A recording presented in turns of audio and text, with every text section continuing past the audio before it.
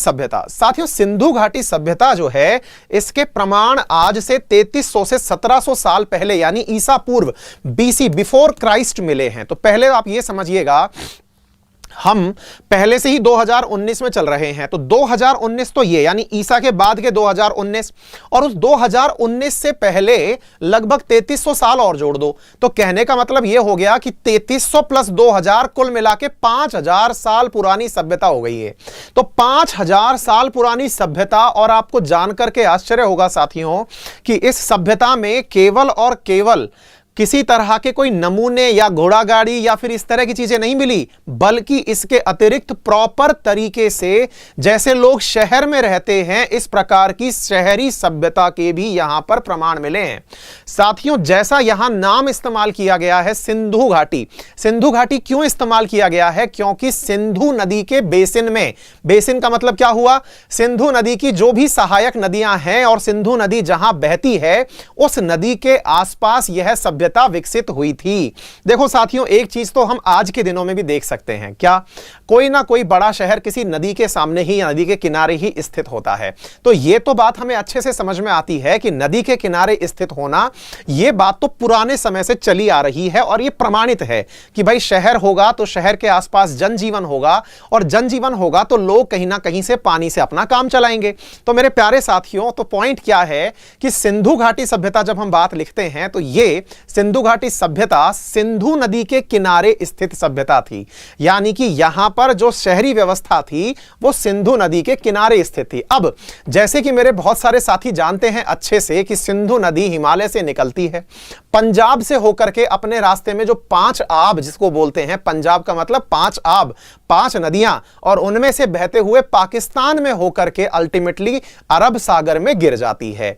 तो मेरे साथियों, सिंधु नदी की जितनी भी सहायक नदियां हैं, उन सहायक नदियों के जो क्षेत्र रहे उन क्षेत्रों में नदियों के किनारे विकसित हुई सभ्यता ही सिंधु घाटी सभ्यता है। साथियों, एक नदी जिसका नाम आपने बहुत पहले सुना होगा, क्योंकि अब तो वो एग्जिस्ट नहीं करती है, सरस्वती नदी। तो मेरे प्यारे साथियों, सिंधु नदी और सरस्वती नदी के बीच में यह सभ्यता विकसित हुई थी, इस कारण इसे सिंधु सरस्वती सभ्यता भी कहते हैं। मेरे प्यारे साथियों, कई लोग ऐसा भी मानते हैं कि जो वर्तमान में घग्गर नदी है, वो घग्गर नदी जो हनुमानगढ़ राजस्थान में विलुप्त हो जाती है, जो मतलब हिमालय से निकल के आती है, असल में वो सरस्वती नदी का प्राचीन अवशेष बचा है, ऐसा माना जाता है। तो इसके आसपास जो सभ्यता विकसित हुई, आइए हम एक एक करके जानते हैं। आप लोगों के सामने बेहद, आप चिंता मत करिए, मैं समझ सकता हूं आज स्लाइड्स मुझे बनवाने में थोड़ा टाइम लगी थी, इस चक्कर में कोई आपको समय लग गया। समय से क्लासेस शुरू होंगी और बहुत अच्छे से हम पढ़ेंगे। आप लोगों को मैं वो चीजें पढ़ाऊंगा जो पेपर में एज इट इज उठ के आने वाली हैं। आपको बाकायदा मैं अपनी क्लास के एंड में 10 प्रीवियस ईयर क्वेश्चन भी यहीं पर दूंगा। आप लोग देखिए, क्लास को एंजॉय करिए। 10 प्रीवियस ईयर क्वेश्चन भी आपको इमीडिएटली इसके साथ दूंगा, आप आराम से अभ्यास कर लेना। और ये पूरा की पूरा कंटेंट आपको वाईफाई स्टडी का जो चैनल है उस पर तो मिल ही जाएगा। इसके अतिरिक्त मेरा टेलीग्राम चैनल है GK by Ankit Awasthi sir, वहां पर भी मिल जाएगा। आइए देखते हैं। तो साथियों, जब मैंने कहा सिंधु नदी, तो ये देखिए सिंधु नदी के बारे में सारी बातें। ये रही सिंधु नदी, और सिंधु नदी कहां है? तो देखो, ये है अपना प्यारा भारत, और इस प्यारे भारत में ये वाला जो क्षेत्र है, जिसे कि थोड़ा नीला करके दिखाया हुआ है, इस नीले क्षेत्र को यहां ध्यान से देखिए। यह है इंडस नदी, और इंडस नदी के किनारे में जितनी भी नदियां हैं, इंडस यानी सिंधु नदी, चेनाब नदी, सतलज, रावी, झेलम, काबुल, ये सतलज, ये सारी वो नदियां हैं जिसके आसपास ही जाकर के अल्टीमेटली ये आपका सभ्यता, सिंधु घाटी सभ्यता विकसित हुई थी।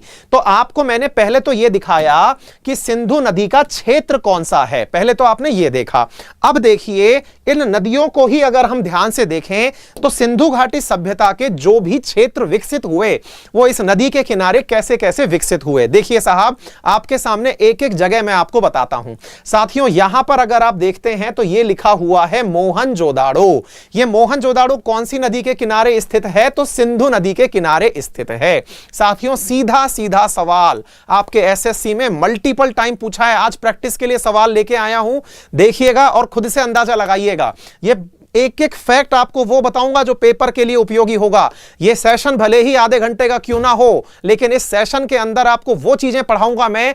आज हिस्ट्री पढ़ेंगे, कल पॉलिटी, परसों इकोनॉमिक्स, इस तरह से हिस्ट्री, ज्योग्राफी, पॉलिटी, इकोनॉमिक्स और एक साइंस का टॉपिक भी इंपॉर्टेंट ले लिया करेंगे। 5 दिन 5 अलग अलग टाइटल पढ़ेंगे और यकीन मानना इस 2.5-3 महीने के अंदर, हालांकि समय कम है, लेकिन फिर भी आप लोगों को इतना सारा कंटेंट करा दूंगा कि अगर कोई इन्हीं क्लास को करके चला जाता है, आज से भी जिसने पढ़ाई शुरू की है ना साहब, जीके के आने वाले 25 सवाल जो कि 50 नंबर के हैं, उनमें से कम 15 से 16 सवाल इन क्लासेस में से आएंगे, ये दावा है। हाँ भाई, आगे देख लो, मोहनजोदाड़ो, ये रहा सिंधु। अब इसी प्रकार से देखो साहब, यहां पर है हड़प्पा, रावी नदी के किनारे, इसी प्रकार कालीबंगा, ये सारे के सारे जो मैंने लिखे हुए हैं, ये सिंधु नदी का बेसिन है। एक एक करके हम सारी जगहों को आगे लेते जा रहे हैं।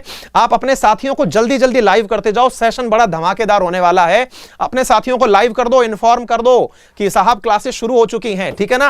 अब देखो बेटा, एक एक करके आगे बढ़ते हैं। सबसे पहले आपको जो पता होना चाहिए, ये टिप्स पे याद कर लेना, सिंधु नदी घाटी सभ्यता की जब बात की जाती है तो उसकी मेजर साइट्स कौन कौन सी थी। तो मेरे प्यारे साथियों, इसकी सबसे प्रमुख साइट है मोहनजोदाड़ो, जिसमें ऋतिक रोशन भी आशुतोष गोवारिकर के साथ अपना कैरियर आजमा चुके हैं। यह मूवी है, अगर आपको यह ज्यादा देखना है मोहनजोदाड़ो में क्या हुआ करता था, कैसे हुआ करता था, तो इसके लिए आप बाकायदा मूवी भी एक देख सकते हैं, हिंदी मूवी बनी हुई है इसके ऊपर। लेकिन उस मूवी में भी जो तथ्य दिखाए गए हैं वो रिलेवेंट दिखाने का प्रयास किया गया है। जैसे उसमें दिखाया गया है प्रॉपर तरीके से कि एक राजा का स्थान होता था और नीचे लोग रहते थे, एग्जैक्टली ऐसा हुआ करता था, अभी बताएंगे। हाँ भाई, इसी प्रकार से हड़प्पा यहां का एक साइट है जहां पर इंडस वैली सिविलाइजेशन मिला। इसी प्रकार कालीबंगा, धोलावीरा, लोथल और राखीगढ़ी, बच्चों ये 6 की 6 याद कर लेना जो आपके सामने लिखे हुए हैं, ये मेजर साइट हैं सिंधु घाटी सभ्यता के। नंबर 1, अब मैं एक एक करके सारी साइट्स को लेता चल रहा हूं, देखते चलो। नंबर 1 आया मोहनजोदाड़ो। ध्यान से समझना साहब, क्या बात यहां पर इंपॉर्टेंट है। साथियों, मोहनजोदाड़ो कहां स्थित है? अगर आप लोगों ने मेरी पहली फोटो देखी हो तो देखो यहां से साफ समझ में आ रहा है, इस किनारे पर इंडस नदी के किनारे मोहनजोदाड़ो स्थित है। इंडस नदी के किनारे देखो, ये रहा मोहनजोदाड़ो। तो इंडस नदी बह कहां रही है? देखो बेटा, ये रहा बिल्कुल कराची, कराची पाकिस्तान, यानी कि वर्तमान पाकिस्तान में जो है मोहनजोदाड़ो स्थित है। तो देखो, मोहनजोदाड़ो वर्तमान पाकिस्तान में स्थित है। तो देखो पहला फैक्ट क्या है, पाकिस्तान के सिंध प्रांत में लरकान जिले में, यह फैक्ट याद कर लेना, केवल कोई कचराबाजी नहीं करी है, केवल फैक्ट लेके आया हूं, फैक्ट रट लेना।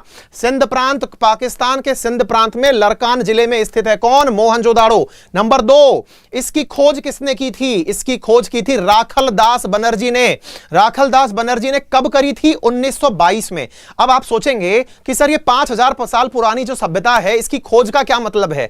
खोज का मतलब यह है क्या कि इनको ही दिखी थी और दुनिया को दिखी नहीं? ये साहब ऐसी बात है कि इनको दिखी नहीं थी, खोद के निकाला है इस जगह को। ऐसे सोच के देखिएगा, थोड़ा दिमाग लगाइएगा कि अगर आप लोग घर की नींव खुदाई करते हैं और नींव खुदाई करते समय कई बार आपने सुना है ना, फाउंडेशन जब अपन बनाते हैं तो फाउंडेशन के दौरान अपन लोगों ने सुना है कि भाई फाउंडेशन जब था तो किसी को तो सोना मिल गया, किसी को चांदी मिल गई, किसी को कुछ अंटसेंट पड़ा हुआ लिखा हुआ मिल जाता है। असल में ये सब है क्या? एग्जैक्टली ऐसे ही राखलदास बनर्जी ने जमीन खुदवाई, तब जाकर के ये चीज निकल के आई। ऐसे पत्थर ही पत्थर निकलने लगे तो उनने तो सोचो एक तरह से मकान बनाने की सोची होगी, तो वहां पर अचानक पत्थर निकलने लगे तो उनको दिमाग में आई ये पिक्चर कि भाई साहब यहां तो पहले से ही मकान बने हुए थे, दबे हुए हैं। मतलब क्या है, जब शुरुआत में देखा गया था राखलदास बनर्जी द्वारा, जब देखा गया होगा तब वहां सिंपल एक प्लेन था, बिल्कुल मैदान था नदी के किनारे पर।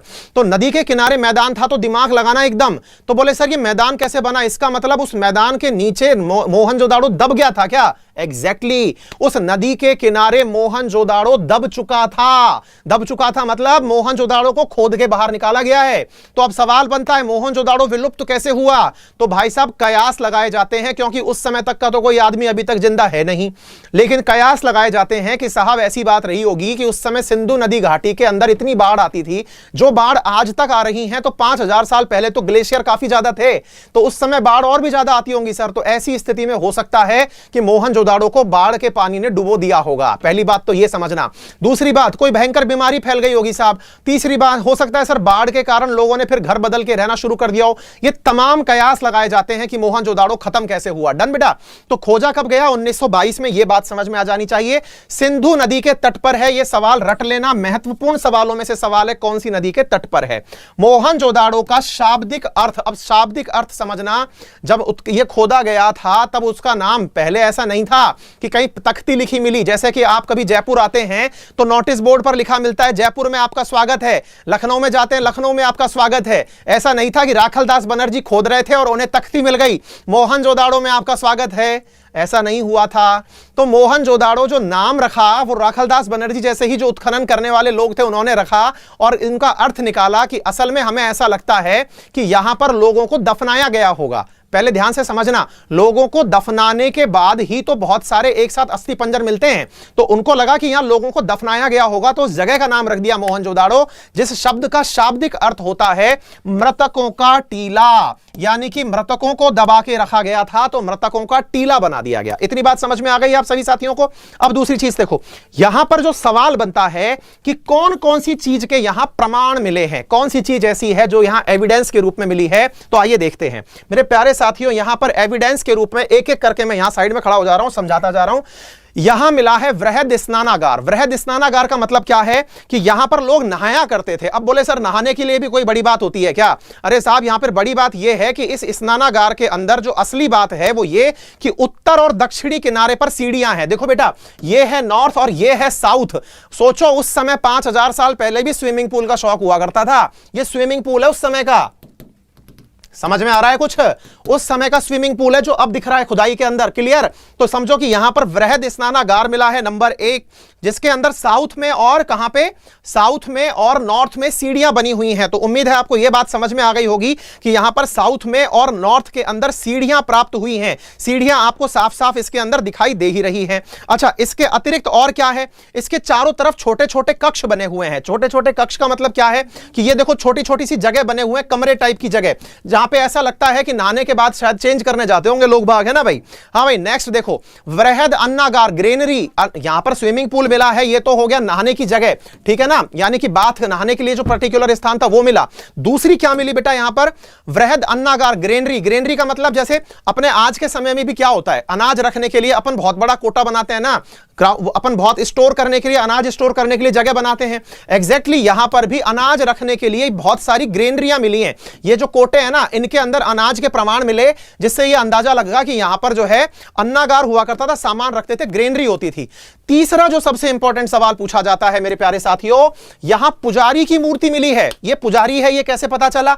तो साहब पुजारी का यहां पर शॉल डला हुआ है, तो इसको देख के ऐसा लगा कि यहां पर साहब पुजारी हुआ करते होंगे जिनके सम्मान में यह चीज मिली। और जो मोस्ट इंपॉर्टेंट चीज है, इस बार आरएएस में भी यह सवाल पूछा गया था, कांस्य की मूर्ति। यहां पर कांसे की मूर्ति मिली है, ब्रॉन्ज मेटल की मूर्ति मिली है, जो कि अपने आप में इतनी उत्कृष्ट है कि जिसे देख करके लोगों को विश्वास ही नहीं हुआ था कि क्या यार उस समय पर भी इतने सारे लोगों को नॉलेज था क्या, इतनी रिफाइन कारीगरी उस समय हो सकती थी क्या? तो मेरे प्यारे साथियों, आपको जानकर आश्चर्य होगा कि ये इतनी रिफाइन चीज थी कि इसके ऊपर आने वाले कई टाइम तक तो लोगों को विश्वास ही नहीं हुआ। नर्तकी की मूर्ति है जिसके हाथ में चूड़ियां डली हुई हैं, लोगों को विश्वास नहीं हुआ। किसी ने सोचा कि कभी गाड़ दिया होगा किसी ने ले जाकर के, यार कोई खेलते कूदते गाड़ी आया होगा। लेकिन जब कार्बन डेटिंग C14 से पता किया गया तब जाके पता चला कि हां भाई रियल में ये नर्तकी की मूर्ति मिली है यहां पे, ठीक है ना बेटा? ये मेजर फैक्ट है जो मैं आपके लिए लेके आया हूं। तीसरी जो चीज मिली है मेरे प्यारे साथियों, वो है बेलन के आकार की मोहर, यानी कि सिलेंड्रिकल सील मिली है। सिलेंड्रिकल सील्स मिली है, यहां पर सिलेंडर जैसे आकार की सील मिली है जिनके ऊपर आकृतियां बनी हुई हैं। तो ये तो हुआ मोहनजोदाड़ो। इसके अतिरिक्त मोहनजोदाड़ो में एक खास बात जो मूवी में भी दिखाई गई है उसे देखिए मेरे प्यारे साथियों। यहां पर नगर विभाजन था। नगर विभाजन का मतलब कैसे था? जैसे अपने यहां पर कॉलोनियां होती है ना, मैं आप लोगों के कमेंट नहीं पढ़ पा रहा हूं क्योंकि मेरे पास, हां आपके कमेंट्स में एक चीज मुझे जो दिखाई दे गई है जल्दी में, वो ये है कि इंग्लिश में लिखिए, ऐसा लिखा हुआ है आप लोगों ने। डेफिनेटली मेरे पास समय कम था तो मेरे टाइपिस्ट ने ये काम कर दिया, ट्रांसलेट करके ये मैटर मैं आपका अपलोड करवा दूंगा। डन? जो भी कंटेंट यहां पर है वो ट्रांसलेट करके मैं आपको पीपीटी में ऐड करवा दूंगा, आपको इसी पे एडिट होकर के कंटेंट मिल जाएगा, परेशान मत होइए। डन? चलिए आगे सुनिए। अब सुनिए, यहां पर पर नगर विभाजन। नगर विभाजन कैसे? अपने शहरों में कॉलोनी नहीं होती है क्या? कॉलोनी के अंदर एक बड़ी कॉलोनी, एक छोटी कॉलोनी, इस तरह से कॉलोनी होती है। एग्जैक्टली यहां पर भी कॉलोनी बनी हुई थी साहब। यहां पर जो राजा रजवाड़े टाइप के लोग हुआ करते थे ना, वो तो इस जगह रहते थे। इस जगह को कहते थे साइटेडल, सिटेडल, जो बड़े लोग होते थे। और जो बाकी लोग गरीब टाइप के लोग थे, जैसे अपने नहीं होता है क्या, आज भी आज अपन राजस्थान में भ्रमण करने जाते हैं तो राजा का महल तो पहाड़ पर है और जनता नीचे रहती है। एग्जैक्टली ऐसे ही यहां पर ऊंचाई पर तो साइटेडल हुआ करता था और नीचे छोटे छोटे यहां पर जो थे स्थान बने हुए थे जहां लोग रहा करते थे। तो यहां पर नगर का विभाजन हुआ करता था। नगरीय व्यवस्था का प्रॉपर तरीके से यहां पर विभाजन मिला है। दो हिस्से पर्टिकुलरली यहां पर हुआ करते थे। उम्मीद है आप लोगों को यह बात समझ में आ गई होगी। यहां पर जो वेस्टर्न साइड है, इसको वेस्टर्न साइड कहते थे। ऊंचा जो हिस्सा है, पश्चिमी जो हिस्सा है, वो पश्चिमी हिस्सा तो दुर्गीकृत हुआ करता था, यानी कि दुर्ग जैसा दिखाया देखता था। और दूसरा जो भाग होता था वो जनसाधारण के लिए होता था। आप एक बार मूवी देख लेना, अगर कभी समय मिल जाए तो आपको बहुत सारी बातें क्लियर हो जाएंगी। अब दूसरी साइड पर चल रहा हूं मेरे प्यारे साथियों, उसका नाम है हड़प्पा। हाँ भाई हड़प्पा बोल भाई, हड़प्पा टाइप से हो गई बात। ये है ना, पंजाबी गाना गाते हैं ना भाई, बोल भाई हड़प्पा, तो वो असल में हड़प्पा है ये। और ये रहा हड़प्पा। इसकी खोज किसने की ये जान लो, लेकिन मेजर बात यह है कि पंजाबी हड़प्पा हड़प्पा करते होंगे, ऐसे याद कर लेना। तो साहब हड़प्पा पंजाब प्रांत में स्थित है और पाकिस्तान के मोंटगोमरी जिले में। देखो बेटा, यह भी पाकिस्तान में ही है, लेकिन तब पाकिस्तान नहीं हुआ करता था। जब इसका उत्खनन हुआ था तब यह हिंदुस्तान ही हुआ करता था। 1921 की बात है, 1947 के बाद पाकिस्तान बना है। तो पाकिस्तान से पहले तो यह हिंदुस्तान ही था ना। तो भाई साहब यहां पर दयाराम साहनी ने इनकी खोज की थी और यह रावी नदी के तट पर स्थित है। याद कर लो, मैंने आपको बताया था रावी, व्यास, सतलज, चेनाब, ये सब किसकी सहायक नदी है? इंडस वैली की, इंडस नदी की सहायक नदी है। तो रावी नदी के किनारे हड़प्पा मिला था मेरे प्यारे साथियों। अब हड़प्पा में मेजर क्या क्या चीजें मिली वो मैं आपको बता देता हूं मेरे प्यारे साथियों। हड़प्पा में देखो, ये रहा हड़प्पा, और ये हड़प्पा के अंदर देखो ये रहा पंजाब प्रांत और यहां हड़प्पा रहा। ठीक है बेटा, हड़प्पा के अंदर जो सबसे बड़ी बात बताते हैं वो क्या है कि यहां पर घुसने के लिए साहब शहर में जैसे गेट होते हैं ना, अपने भी आज के जमाने में क्या होते हैं, गेट बनते हैं, द्वार बनाते हैं अपन, तो ऐसे ही हड़प्पा में भी द्वार हुआ करते थे। यूं कहते हैं कि पुराने जमाने की सबसे पुरानी बढ़िया सिटी में अगर कोई सिटी कही जाए तो हड़प्पा है। कोई सिटी नहीं, चंडीगढ़, पंजाब वगैरह कोई सिटी मत मानो, हड़प्पा है। और हड़प्पा की खास बात कहते हैं कि वहां पर लोग जो है ना पर्टिकुलर ग्रिड सिस्टम में गलियां थी। ग्रिड सिस्टम का मतलब जैसे जयपुर के अंदर कहते हैं कि परकोटे में अगर चले जाओ तो हर गली 90 डिग्री पर जुड़ी हुई है। एग्जैक्टली हड़प्पा में ऐसा कहते हैं कि उस समय जो गलियां थी वो ग्रिड सिस्टम में जुड़ी हुई थी। हड़प्पा जो कि वर्तमान के पाकिस्तान में है, इसके बारे में ये देख लो, फोटो से ही देख करके ऐसा लग जा रहा है कि सोचो कैसा शहर रहा होगा। डन। अच्छा, तो अब सुनो साहब, दयाराम साहनी ने यह खोज के निकाल दिया। अब देखो इसमें क्या है, रावी नदी के तट पर इसमें भी ग्रेनरी मिली है। ग्रेनरी का मतलब समझ गए, अनाज जहां रखते थे तो वो ग्रेनरी, देखो ये समझ लो अनाज रखा हुआ है, तो ये ग्रेनरी मिली है यहां पर। कौन सी नदी के किनारे? रावी नदी के तट पर मिली है। और साथ में यहां पर श्रमिकों को रहने के आवास मिले। लोग कयास लगाते हैं कि साहब अनाज साफ करने के लिए लोगों ने अपने पास श्रमिक रख रखे होंगे, तो श्रमिकों के आवास जो है वो यहां पर दिखाई दिए, ऐसा लोगों को अंदाजा लगता है। माफी चाह रहा हूं, मैं आपके कमेंट्स नहीं पढ़ पा रहा, एक बार मुझसे पढ़ लो, फिर कमेंट भी लिख के भेज देना, मैं सारा को समाधान कर लूंगा, क्योंकि समय सीमित है, मुझे भी पता है, और मुझे कम समय में ज्यादा बातें बोलनी है। बस सुनते चले जाओ। लिखने के लिए तो मैं सारी की सारी पीपीटी आपको अपलोड करा दूंगा बेटा, बहुत प्यारी प्यारी बातें समझा रहा हूं। तीसरी जो चीज मिली है ना भाई, वो यहां पे क्या है, कब्रिस्तान मिला है। कब्रिस्तान, ताबूत की कब्र, जिसे विदेशी की कब्र भी कहते हैं। अब देखो आपको यकीन नहीं होगा, लेकिन देखो भाई साहब, ये ताबूत में पड़ा हुआ है कंकाल, और ये कंकाल मिला है कहां पे मिला है? हड़प्पा में। ये मैं फोटो पता है क्यों लाया हूं, मैं भी जब पढ़ा करता था ना हिस्ट्री, तो मुझे ऐसा लगता था कि यार कल्पना में चीजें नहीं आया करती थी, समझ में ही नहीं आता था कि क्या रियल में ऐसा होता है क्या।